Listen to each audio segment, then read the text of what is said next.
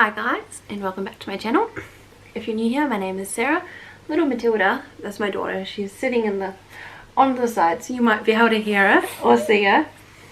She really loves the camera.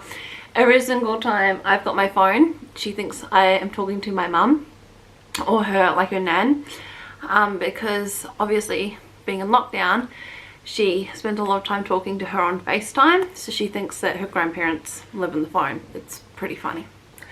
But welcome back.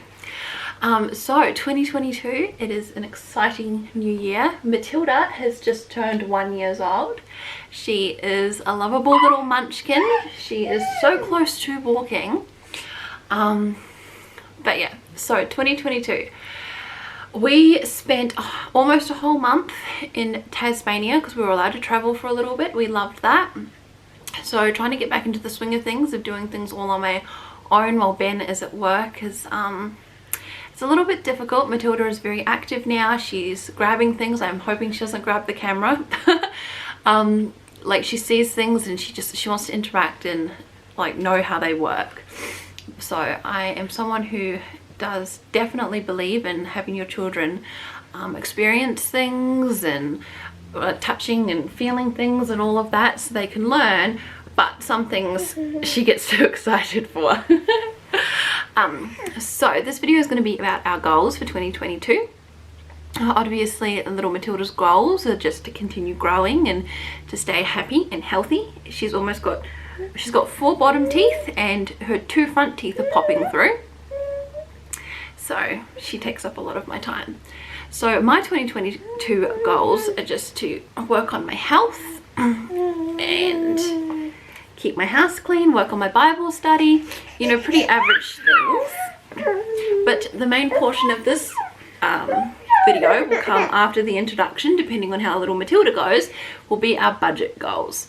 So as you know, we own a property, a little tiny house as we call it. There's a small apartment. We did want to buy a tiny house, but we ran into too many issues where we currently live. My husband and I weren't thinking that we'd want to have like a rural or live too far away from my husband's job. We have found a few kind of areas that we might look into buying, so that's a big part of our savings goal, is saving for our hopeful forever home.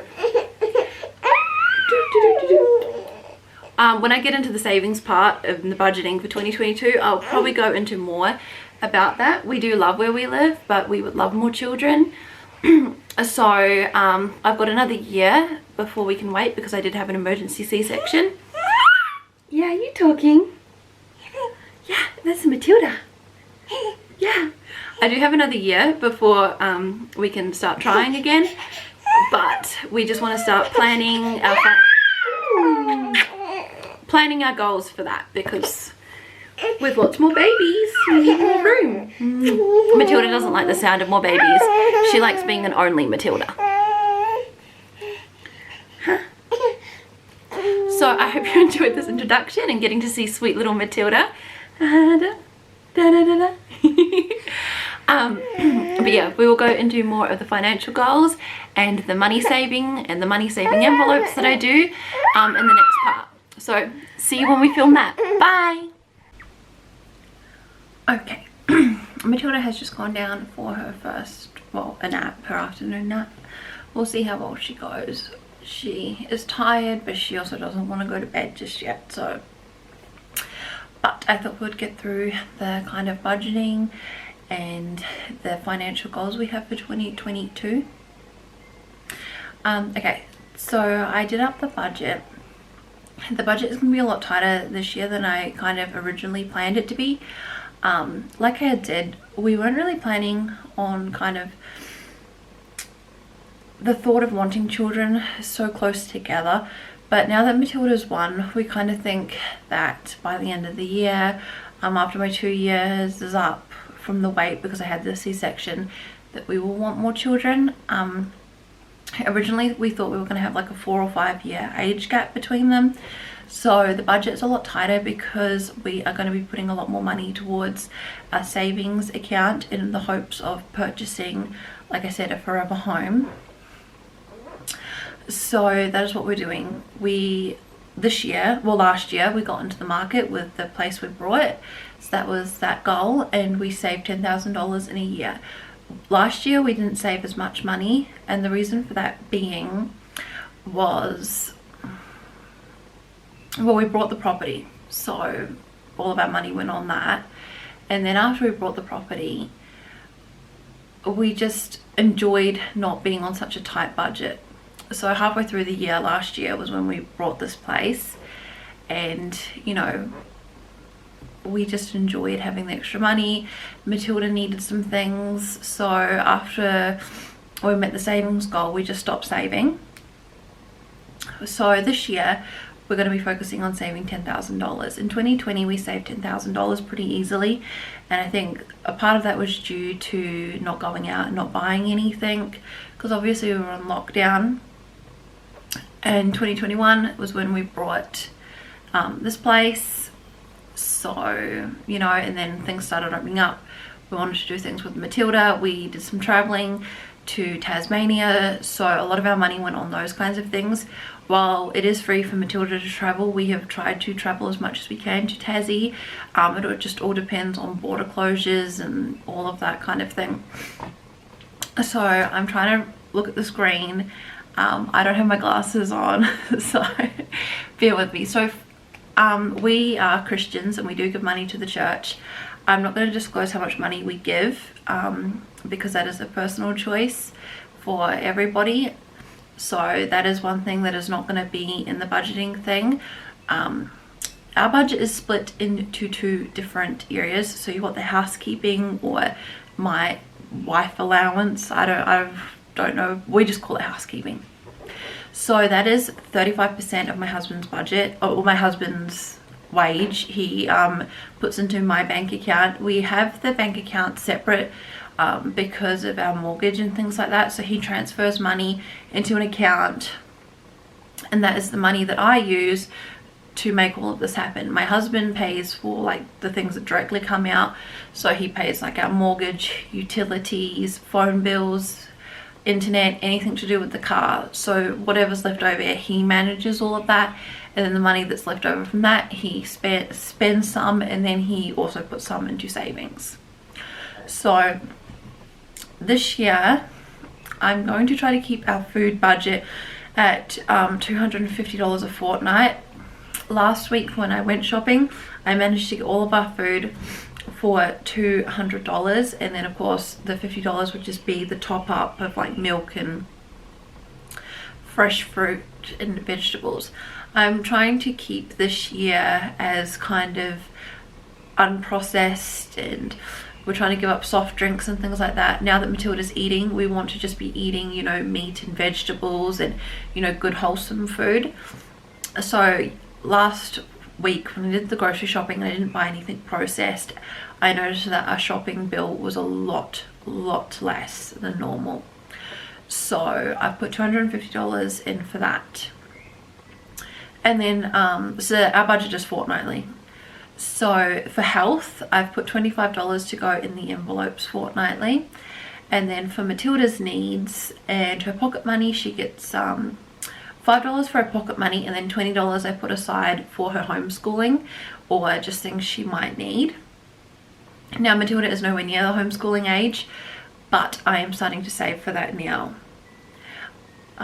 Mini goals, so that gets $20. That could be if we want to go on a holiday. It's just a mini goal, something to work towards. We choose kind of what we want to save for, and it gets classed as a mini goal. Our family fun fund, that gets $20, and that's just like if once a month we want to go out and do something, we've got the money for that. Our emergency fund is $20 a fortnight. Clothes in here is $25. Household items is $20. We save $20 a fortnight for Christmas. And the savings goal for the house from my lot of money, not Ben's, but from my lot of money is $210 a fortnight. And then I've got things that direct debit come out of my bank account. So I pay for the gym, Disney Plus, and I also keep money in the bank for doctors, because of course here in Australia, if you've got a Medicare or a healthcare card, when you go in and you pay for, you've got to do it with your card, so you pay and then they give you your rebate and it goes back on your card. So you always need to kind of have money on your bank account card for that. Normally I get $55 a fortnight in pocket money, but I am currently doing a no spending challenge.